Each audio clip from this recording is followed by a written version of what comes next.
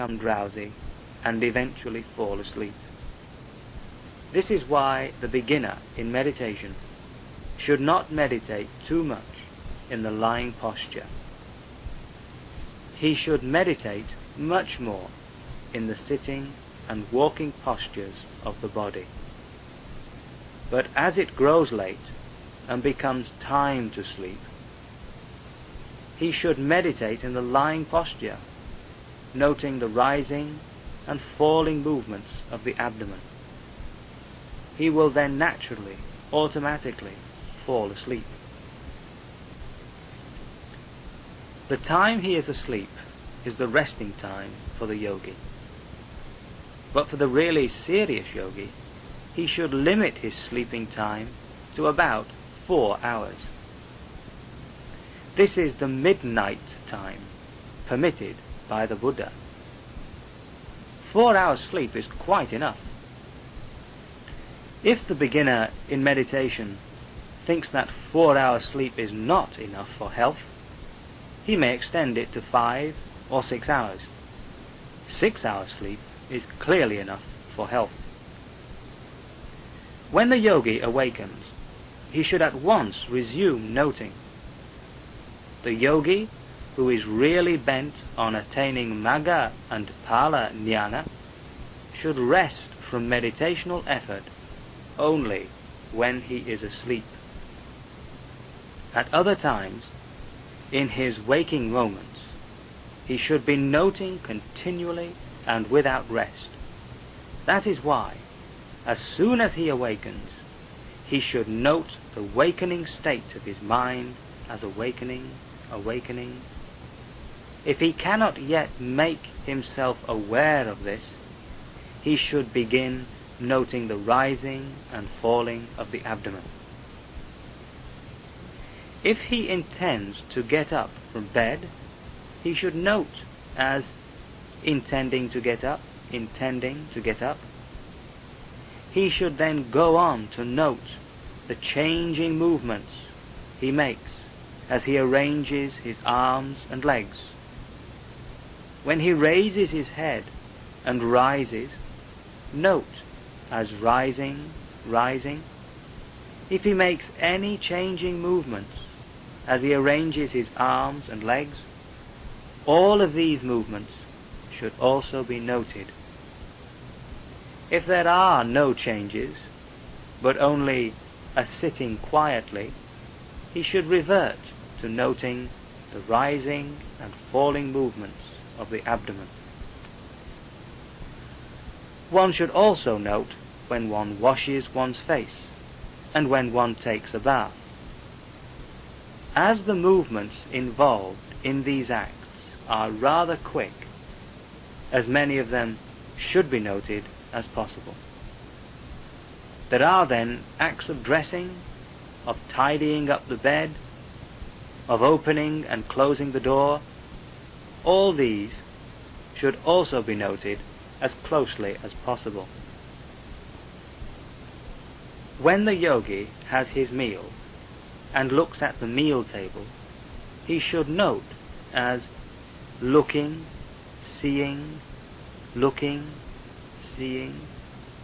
When he extends his arm towards the food, touches it, collects and arranges it, handles it and brings it to the mouth, bends his head and puts the morsel of food into his mouth, drops his arm and raises his head again, all these movements should be duly noted.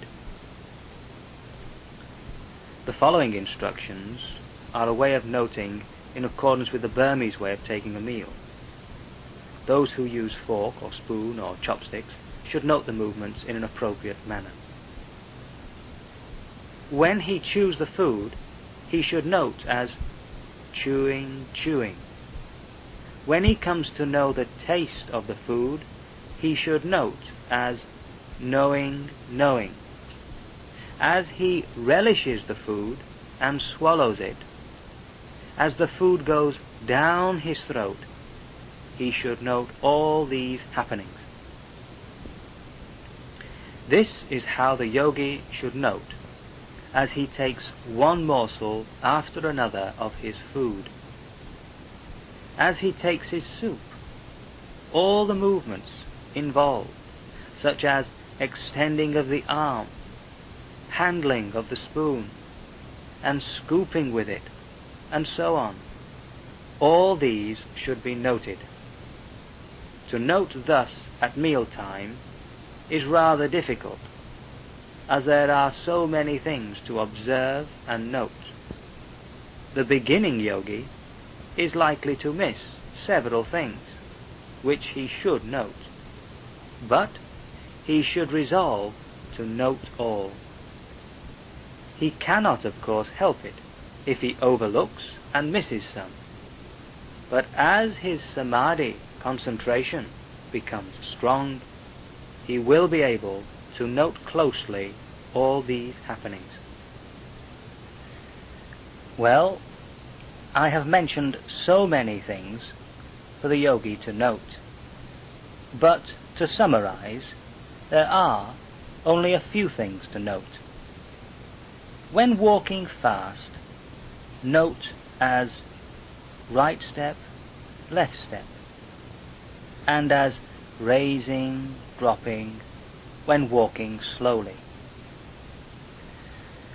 When sitting quietly, just note the rising and falling of the abdomen. Note the same when you are lying, if there is nothing particular to note. While noting thus, and if the mind wanders, note the acts of consciousness that arise. Then back to the rising and falling of the abdomen. Note also the sensations of stiffness, pain, and ache, and itchiness as they arise. Then back to the rising and falling of the abdomen. Note also as they arise the bending and stretching and moving of the limbs, bending and raising of the head, swaying and straightening of the body, then back to the rising and falling of the abdomen. As the yogi goes on noting thus, he will be able to note more and more of these happenings. In the beginning, as his mind wanders here and there, the yogi may miss noting many things, but he should not be disheartened. Every beginner in meditation encounters the same difficulty, but as he becomes more practiced, he becomes aware of every act of mind wandering, till eventually the mind does not wander any more. The mind is then riveted on the object of its attention, the act of mindfulness becoming almost simultaneous with the object of its attention, such as the rising and falling of the abdomen. In other words, the rising of the abdomen becomes concurrent with the act of noting it, and similarly with the falling of the abdomen. The physical object of attention and the mental act of noting are occurring as a pair. There is in this occurrence no person or individual involved.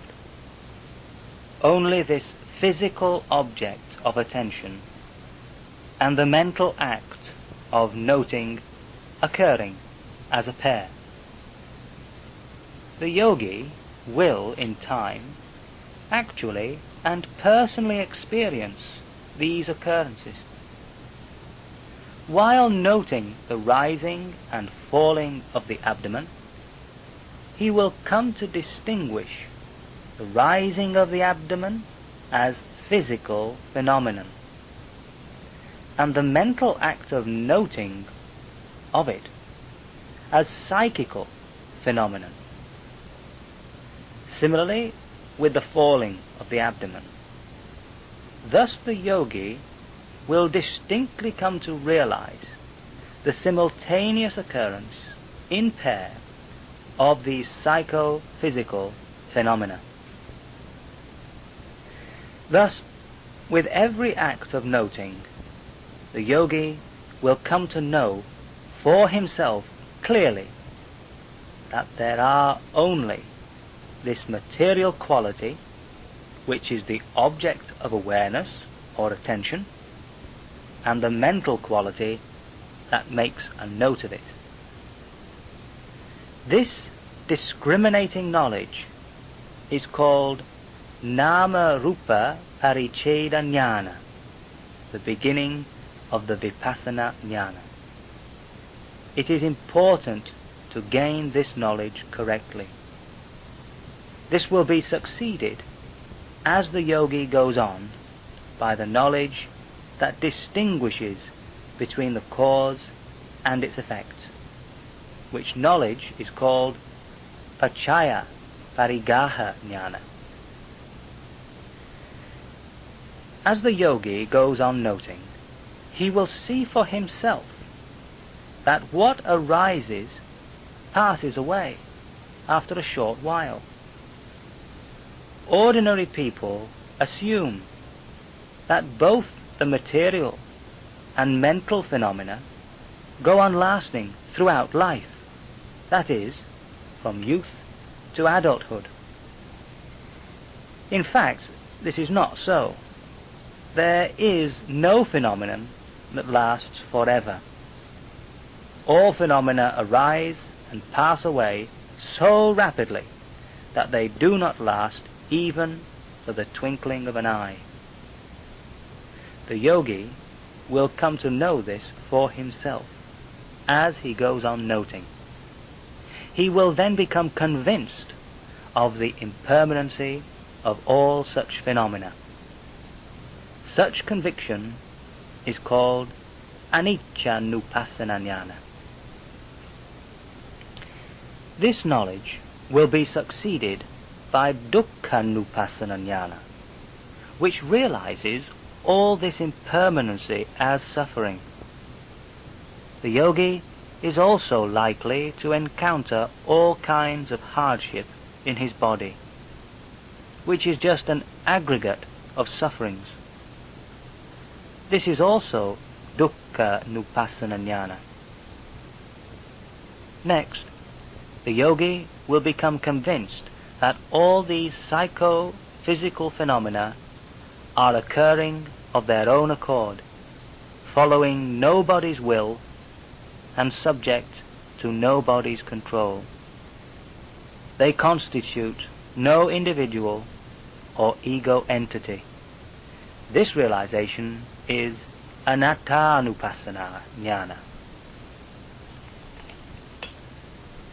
When, as he goes on meditating, the yogi comes to realize firmly that all these phenomena are anicca, dukkha and anatta, he will attain Nibbana. All the former Buddhas, Arahats and Ariyas realize Nibbana following this very path. All meditating yogis should recognize that they themselves are now on this Satipatthana path, in fulfillment of their wish for attainment of Magga-jnana, knowledge of the path, Phala-jnana, knowledge of the fruition of the path, and Nibbana Dhamma, and following the ripening of their parami, perfection of virtue. They should feel glad at this, and at the prospect of experiencing the noble kind of samadhi, tranquility of mind brought about by concentration, and jnana, supramundane knowledge or wisdom experienced by the Buddhas, Arahats and Ariyas, and which they themselves have never experienced before. It will not be long before they will experience for themselves the Magga-jnana,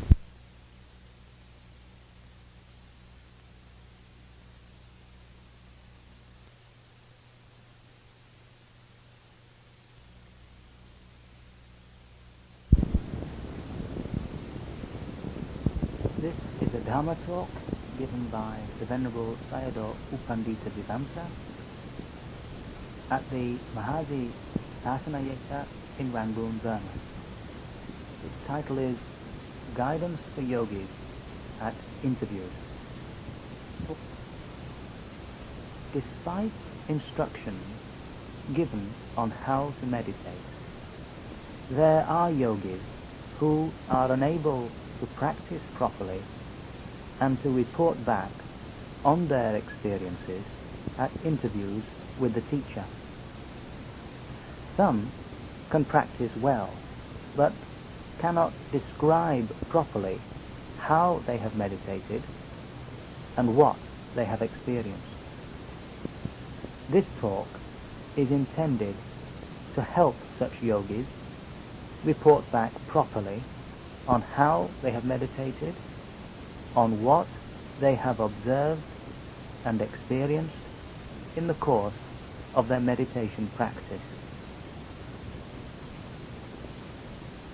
As to the mode of the meditation, the late Venerable Mahasi Sayadaw's recorded introduction talk for new yogis gives the essential instructions, beginning with noticing or observing the primary object of attention in mindfulness, Satipatthana meditation, namely the rising and falling of the abdomen as the yogi breathes. In terms of scriptural explanation, psychophysical phenomena are taking place all the time in the yogi's person at the sixth sense doors. When a sight is seen, the eye that sees and the sight that is seen are physical phenomena, while the resultant eye consciousness that makes one aware of the sight is a mental phenomenon.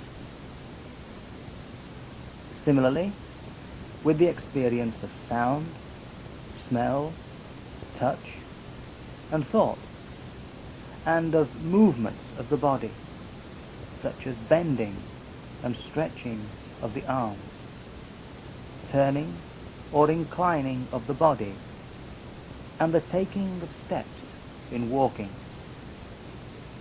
Mahasi Sayadaw has instructed that all these happenings should be closely noticed as and when they take place, without missing even trifling incidents.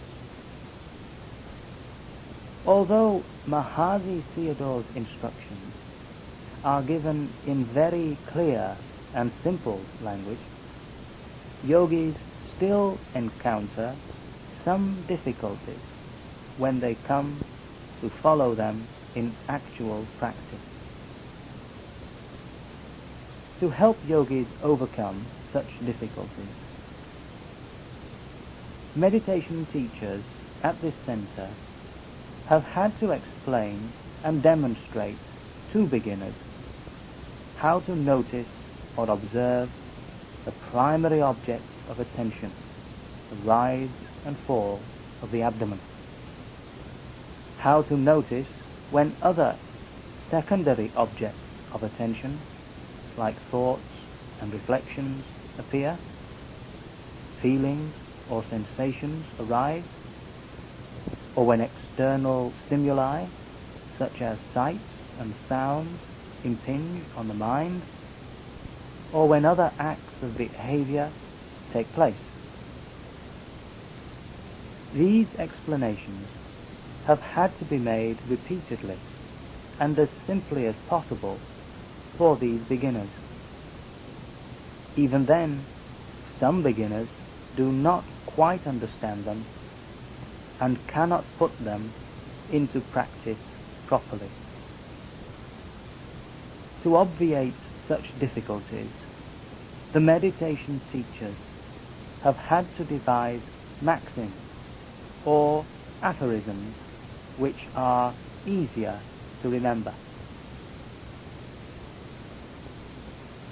The first of these aphorisms is, say in what way you notice the primary object of attention, the rising and falling of the abdomen, and what you have come to know, the result in your consciousness. Again, say in what way you notice the primary object of attention, the rising and falling of the abdomen, and what you have come to know, the result in your consciousness. The primary object of attention, to which the mind should be tethered, as it were, is this rising and falling of the abdomen as the yogi breathes.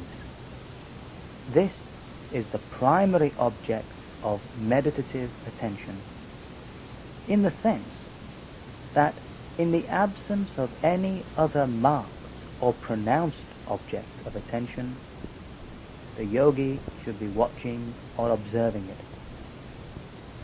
The mind should also revert to it when a secondary object of attention has been noticed and fallen away. The yogi should be able to tell what she observes or notices of the movement of the rising of the abdomen from the beginning to the end of it. As the yogi inhales, the abdomen begins to rise somewhat rapidly and goes on rising as she continues to inhale. When the yogi ceases to inhale, the rising movement comes to an end. When observing or noticing the rising movement of the abdomen, the entire movement should be experienced and known. The scriptural texts urge that this should be made a matter of practice. Sabbakaya Patisamvedi. What this exhortation means is that all the physical phenomena involved in the entire rising movement of the abdomen, its beginning, its middle, and its end, should be noticed as continuously as possible. That is, without a break. The observing mind should fall on and proceed at the same time as the physical movement of the rising abdomen through its three stages: the beginning, the middle, and the end. Beginners will not, of course, be able to notice all the three stages of the movement, but they should strive to be able to do so. They are urged to strive so that they do not go about the meditation practice lightly and come to the end of a retreat without much benefit, and also to ensure serious and sufficient concentration of the mind on the object. Yogis should be able to answer the following questions. Do you notice the object with enough concentrated attention? Is there enough concurrence between the object and the noticing mind? That is the noticing mind with the abdomen as it rises and falls moment to moment? Are you able to notice the movement of the abdomen through its successive phases? Are you able to notice the object properly? What is seen? What is encountered or experienced if you are noticing the object properly? You should be able to report accurately on the object of the concentrated attention and what exactly is the rising movement as truly experienced by you. Now, there are two operations involved in this kind of meditative practice. The first is the activity of observing or noticing the object of attention. The second is the resulting consciousness of what is noticed or observed. Only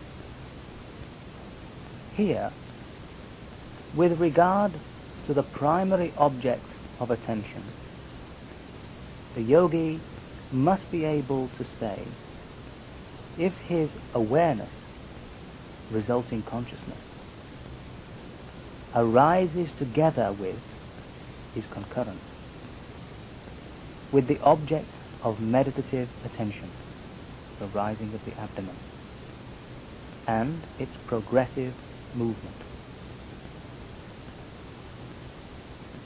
If the two operations take place at the same time, that is, they are concurrent, what does the yogi see or become aware of? Is it the abdomen itself, the manner or mode of its arising, or the tension and the movement involved in the rising of the abdomen? There are three aspects to the material, physical component, or the element of the rising abdomen. They are classified into 1. Form and shape aspects, 2. Manner or mode aspect, and 3. Essential character or quality aspect. The form or shape aspect is the form or shape of the abdomen on which the yogi's mind is focused. The whole body has form or shape, so also the abdomen, a part of the body. It also has the form and shape aspect of the physical element of the rising abdomen.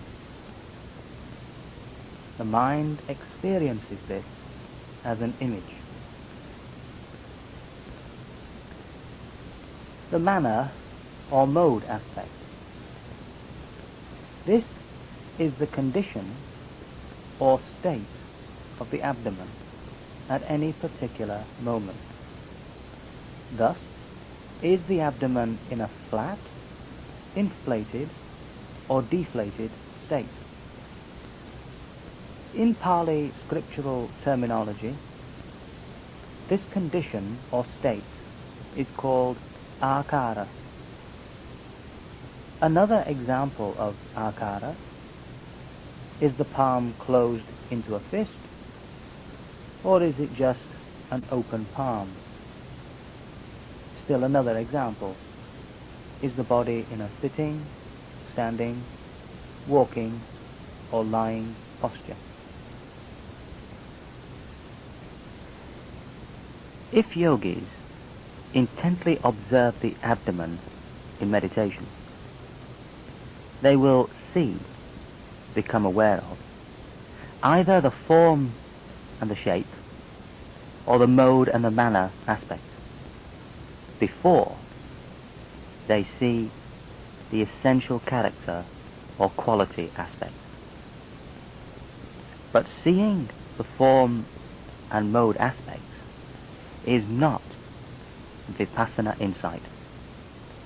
The yogis must go beyond the form and mode aspects. That is, they must see, experience, the essential character or quality aspect, namely the tension and the motion or movement